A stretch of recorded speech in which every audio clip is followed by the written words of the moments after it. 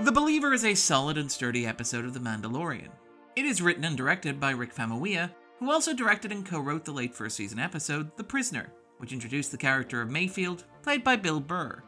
The Believer marks the return of Mayfield, setting him up as a foil and later a mirror to our protagonist. I'm a survivor, just like you.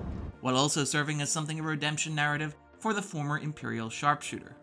Famuyiwa is best known for his work in indie cinema, such as the coming-of-age film Dope, but he also has a solid grasp of action filmmaking.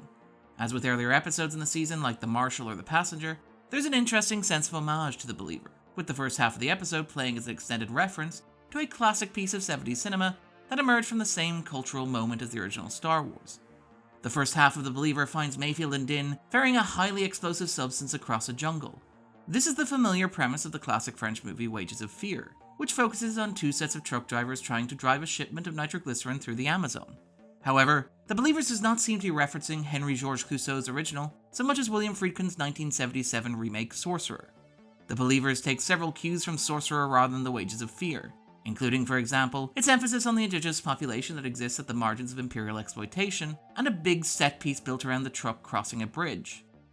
As with the allusions to Jaws in The Marshal, or to Alien and Aliens in The Passenger, or even to Kurosawa in The Jedi, this reference feels part of a larger effort to contextualize The Mandalorian in the cinema and pop culture around the original Star Wars. After all, Sorcerer is something of a reclaimed classic of 70s cinema.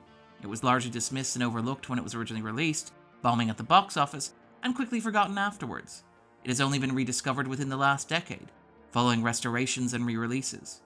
Part of the reason why Sorcerer was so completely forgotten was that it was released right before the original Star Wars, which makes this homage particularly sharp. Sorcerer isn't the only point of reference for The Believer. Famuyiwa also populates the episode with other shoutouts, with key scenes seeming to reference both Quentin Tarantino's Inglourious Basterds and perhaps even Django Unchained, and yes, even the 1999 classic, Office Space. Come on, let's go fill out those TPS reports. The Believer works well as an episode of action-driven television, and Famuyiwa gives solid character arcs to both Mayfield and Din. At the same time, these character arcs feel a little rushed.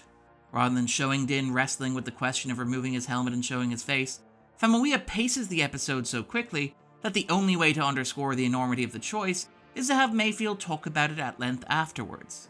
In the mess, Din removes his mask under the pressure of a ticking clock, which removes a lot of the emotional weight of the choice itself. The Believer generally lacks a sense of interiority.